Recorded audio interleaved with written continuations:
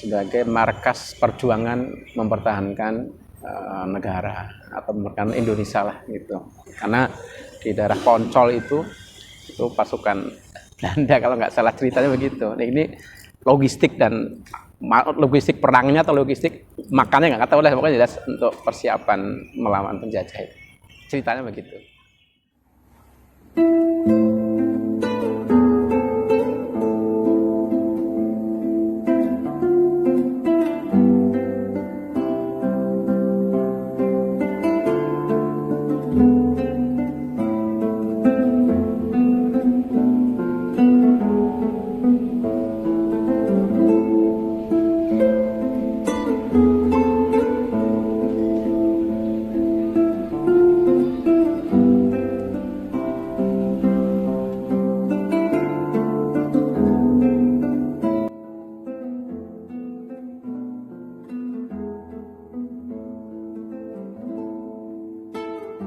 Ya, bismillahirrahmanirrahim.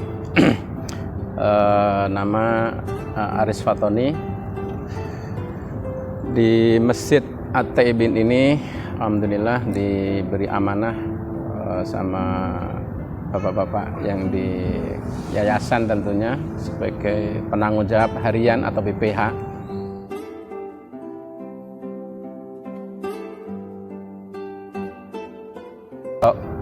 Dulu meneruskan sebagai wakil, akhirnya ketua. Sekarang benar-benar ketua, jadi sampai ini setahun lagi lah, tahun 2023 itu berakhir, cuma nggak tahu nanti perpanjangan seperti apa. Itu aktivitas di sini ya sebagai ketua masjid atau ketua harian ya, mengurus beberapa aktivitas yang di sini supaya makmur apa itu kegiatannya.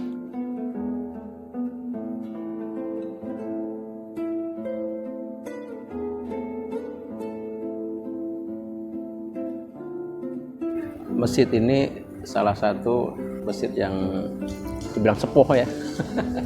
2 abad lebih, karena kan 18-15, berarti kan sudah 18, sekarang 2022, berarti kan lebih daripada 2 abad.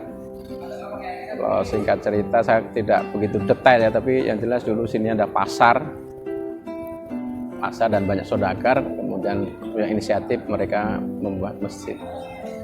Yang salah satu fungsi utama tentunya kan ibadah kepada Allah Ta'ala, tapi ada fungsi yang lain seperti zaman Rasulullah itu sebagai markas perjuangan mempertahankan negara atau mempertahankan Indonesia lah gitu.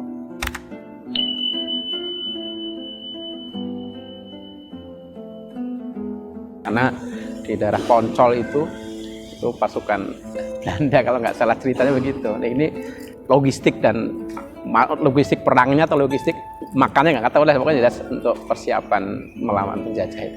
Ceritanya begitu. Sampai sekarang alhamdulillah banyak banyak kesan-kesan disampaikan jamaah melalui kita kan ada map yang At-Taibin itu banyak komentarnya bagus-bagus.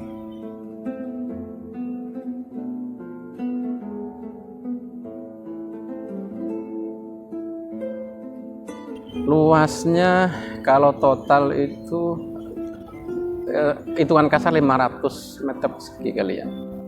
Bisa lebih sedikit, bisa kurang dikit, saya kurang begitu detail.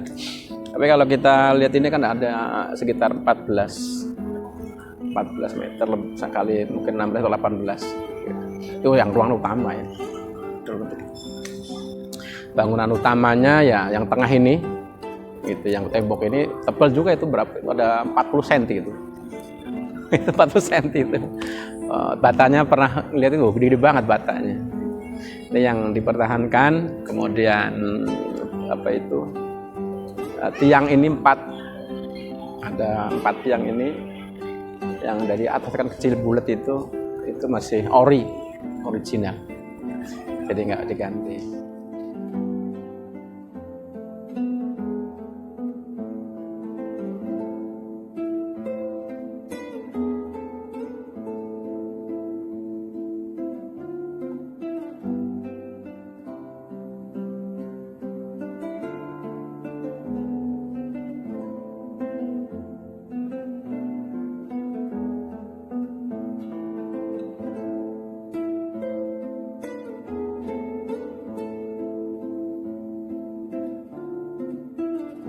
ada 4 tiang nih, 1, 2, 3, 4. Ini ada nama-nama sendiri tuh.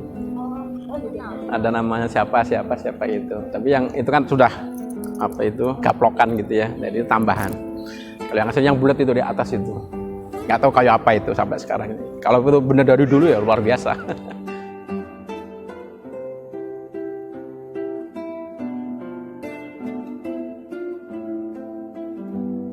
Jadi Haji Muhammad dan istrinya bin Haji Suhari.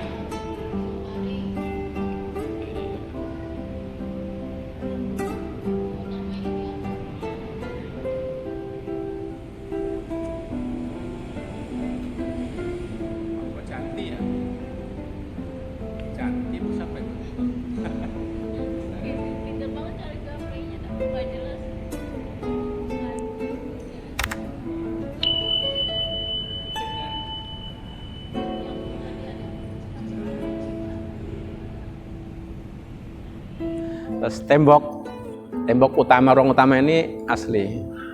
Kalau yang teras itu infonya baru, mungkin tahun 90-an.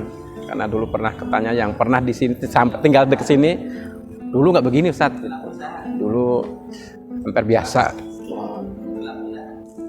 Gitu. Mimbar sepertinya saya kurang tahu kalau mimbar ya, tapi saya kesini sudah ada begitu, tapi nggak begini ya maksudnya itu. Jadi kan itu kan udah marmer sudah tahun 98-an ini, jadi marmer ini.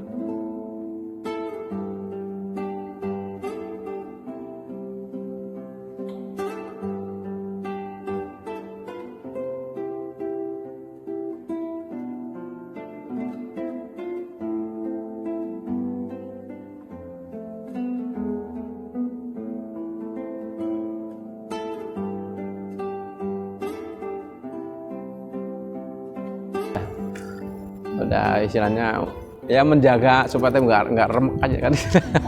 Kalau aslinya kan tembok yang utama ini 4 ini keliling itu orang utama ini. Jendela sepertinya masih.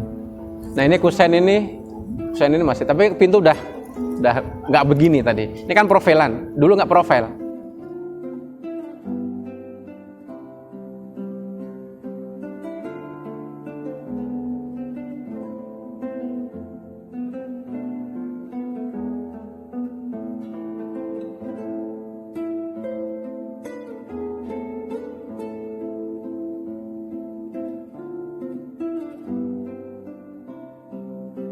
Pinggir-pinggir kalau profilan kan agak ini kan sumbu apanya?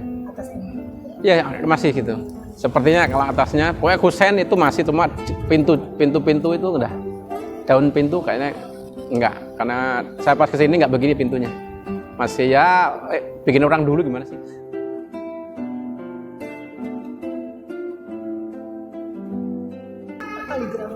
Kaligrafi baru ini. Baru mungkin tahun berapa 2000-an lah sini, teman kita yang bikin. Atapnya?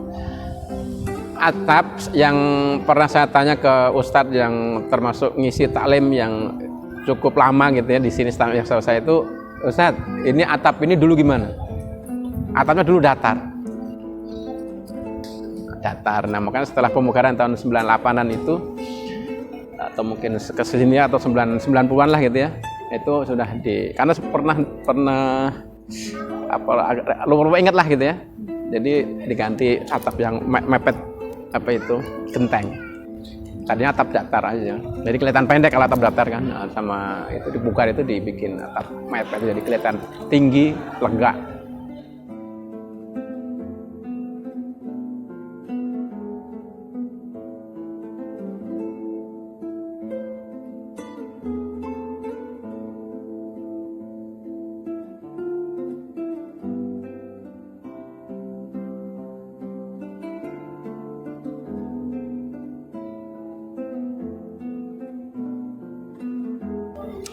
Dulu di situ ada yang ada kaligrafi Allah sama Muhammad itu jendela.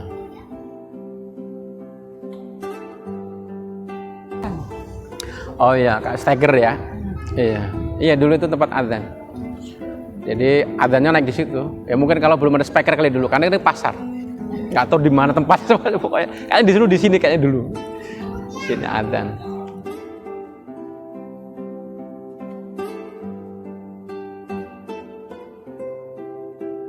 Sebelum ini masuk cagar budaya, kan ini ada apartemen Oasis nih.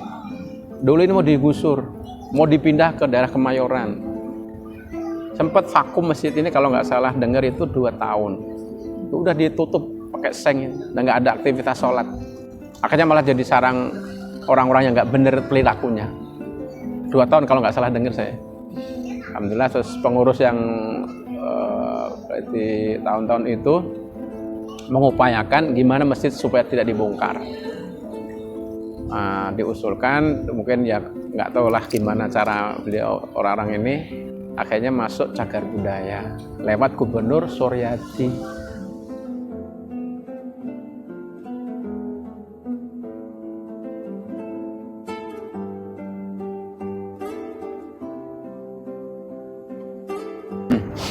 Ya untuk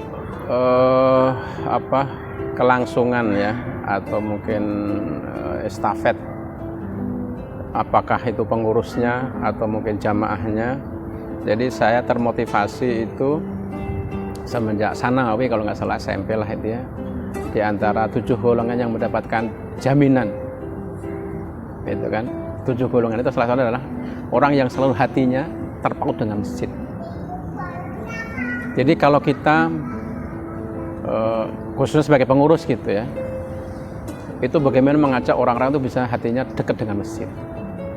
Itu tidak hanya kita aja yang mensupport dana, yang memfasilitasi, semua itu pasti akan dapat salah satu tadi keistimewaan jaminan Allah SWT masuk surga.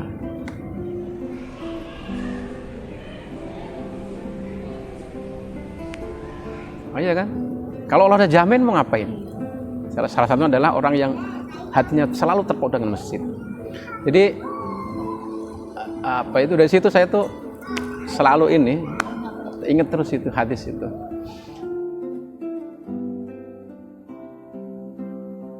Jadi motivasi kepada teman-teman yang lain juga begitu.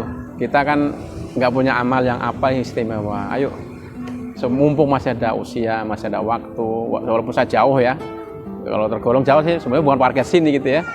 Tapi buat teman-teman sudah pada ini ya dikasih amanah itu ya. Selama saya masih ada waktu, ada tenaga, saya akan kesini bantu-bantu gitu. Itu motivasi saya. Dan tadi saya katakan, jadi kalau itu aja orang yang terpaut, bagaimana yang memfasilitasi? Dia senang ke masjid, dia rindu ke masjid gitu. Makanya salah satunya kita fasilitasi dengan Al-Quran, kita taruh di rak-rak itu, mungkin kita perbaiki tempat sujudnya, mungkin kebersihannya. Dan nanti kalau di Bukhar itu saya minta kepada Pemprov itu tempat wudhu diperbagus gitu. Nah, itu nanti dipindah ke bagian sisi belakang kanan karena emang dulu di situ setahu saya dekat menara itu. Dan intinya itu Ibu. Jadi kalau untuk apa-apa ya namanya masjid ya Allah yang memberikan balasannya.